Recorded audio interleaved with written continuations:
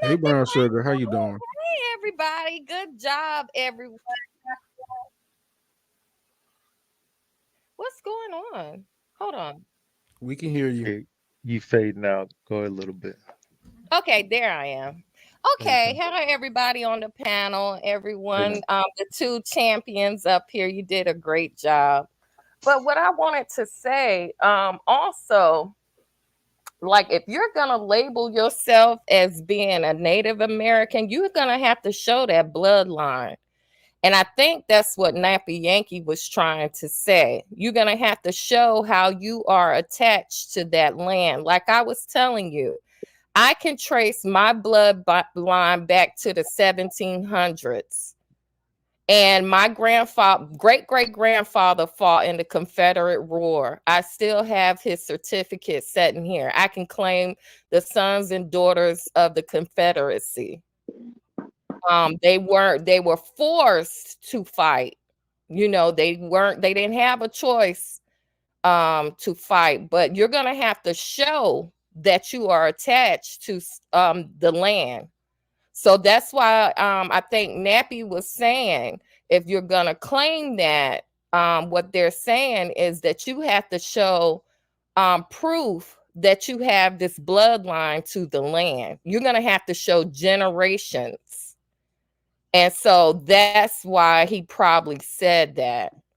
And that subject did come up when it came to the reparations, because I've been following it very strong.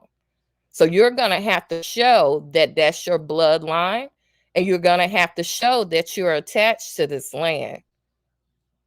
I think that's where he got it confused at.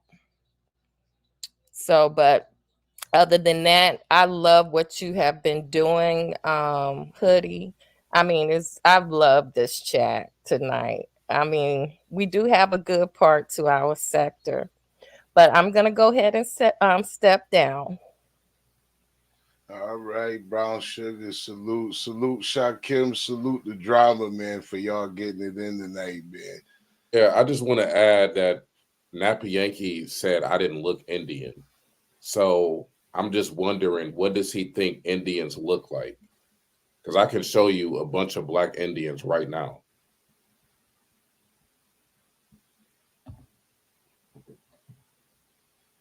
Nappy Yankee, you there? Oh, he's on mute. Yeah, he on mute. Oh, there he is. Go ahead. Yeah, I said, what do you think an Indian looks like? Because I can show you black Indians right now. Show me. Go ahead. You've never seen a black Indian before. Black Indian. I mean, go ahead and enlighten me.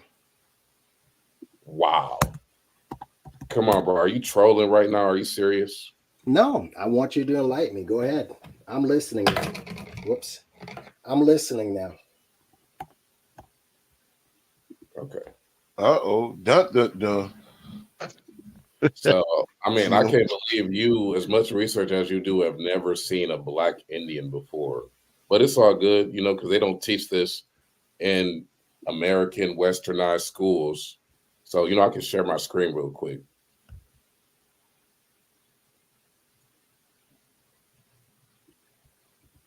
All right. Everybody can see this book called Black Indians, A Hidden Heritage by William Loran Katz.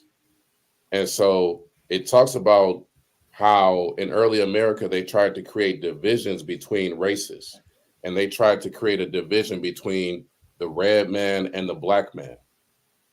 And so we were misclassified into African Americans, right? And before that, we were classified as Negro. So they have completely, divided the red and the black races. And that's basically what this book is about.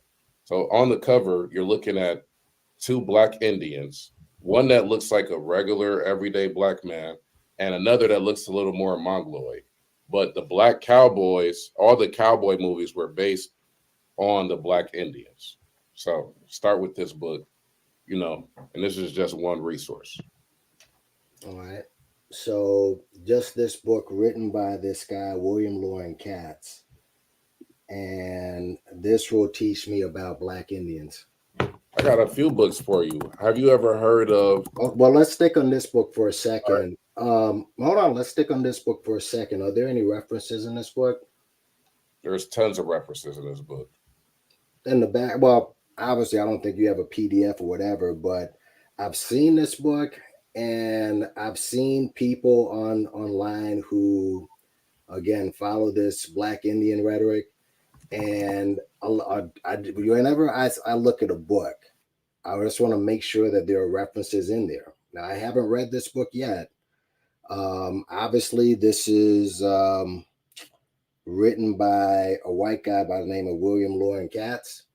But, you know, if the book has references, then possibly, you know, then I'll give it a look. But if it's a book that doesn't have any references or any legitimate references, then I might just, you know what, look at the book suspect.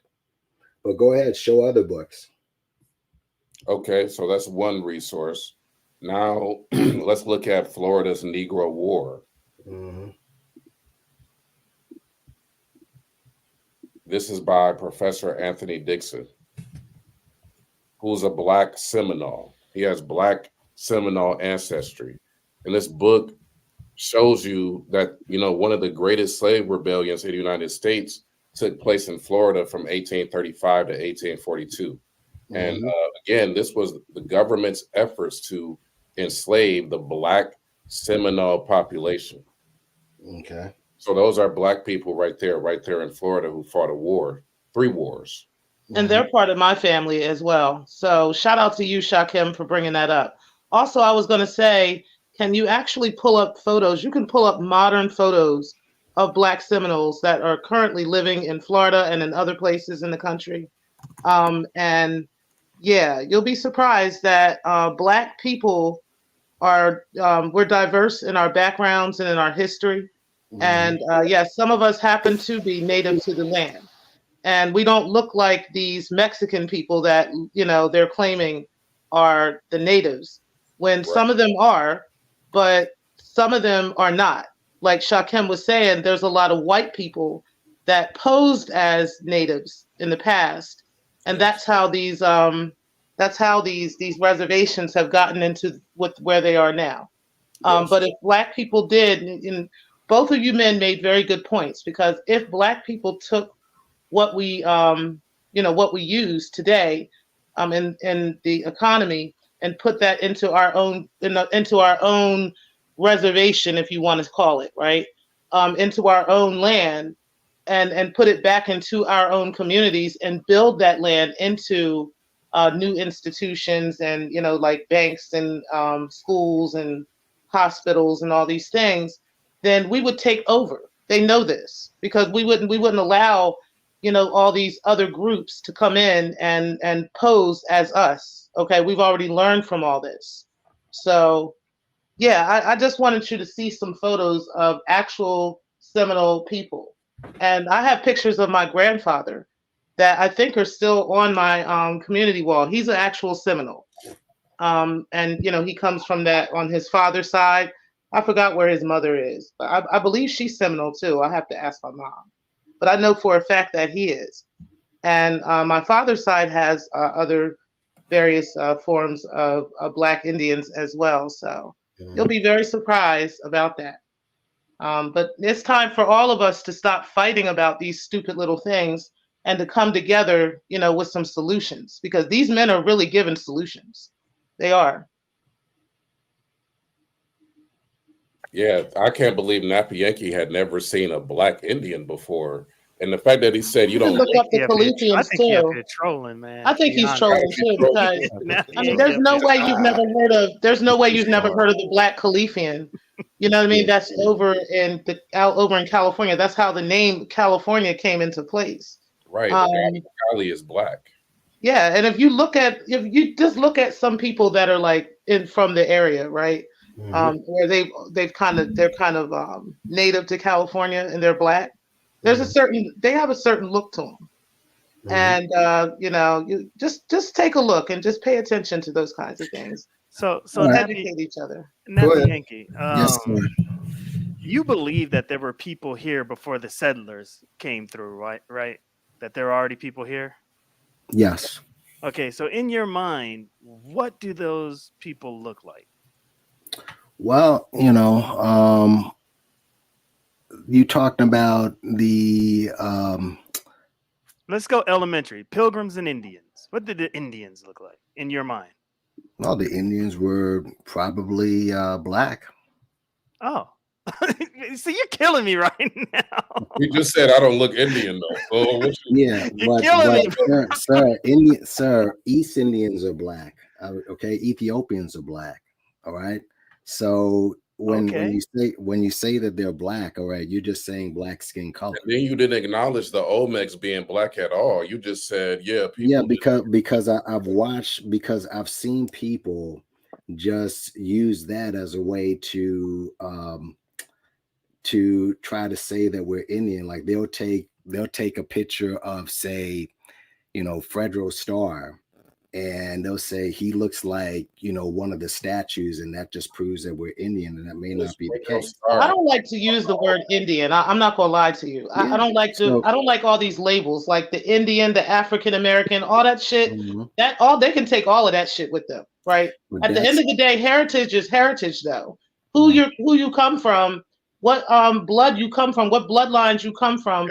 It just is what it is. And we had ancestors that were a part of the 5 civilized tribes. So the Black Indian genealogy research, if you actually look at the Dawes Rolls, which is what I was talking about, there's black names on that list. A lot of the names like Walton, and different names that y'all think are, European names are actually Black Indian names. And they're recorded in a part of the 5 civilized tribes. So, I mean, I don't really get caught up in labels because I subscribe to all of that. Pan-African, foundational Black American, Black Indian, whatever you want to call it. I'm still indigenous to this land, and I'm still owed money. And I think that's where people get it fucked up, right? And it's not even our fault. Like Shakim was saying, this is kind of how they taught us in these Western schools, right? That and they had, and I hate to say this, but there's specific groups like the Daughters of the Confederates and those that were used to specifically change our education system, right? They wanted to use different viewpoints of white supremacists in order for us to not believe that we were indigenous to this land, that this was land that belongs to us. As long as they keep us, ignorant about that fact, there is no reparations that they feel they should owe, right? The only thing they could say is, well, we took them from their land of Africa and whatever. And we still can't even come to an understanding or conclusion that all of us are even from that specific period of time of, where we were over there, right? But we can come to, and a lot of us who have native blood, we can come to those conclusions based off of family conversations, based off of records that we have in our families. Some of us have taken blood tests, different things like that. So, and I've even learned over time not to necessarily rely on the blood tests even as much, right? You got to rely on what you know from your family. You got to rely on other things, and we've got to re-educate the future and re-educate each other, especially those who are truly ignorant to some of this, right? We got to re-educate each other on what really happened and how, a lot of this stuff was stolen from us. A lot of this identity stuff has been stolen from us. And they want you to believe and say, you don't look like an Indian. That's something that they want you to say. That's something they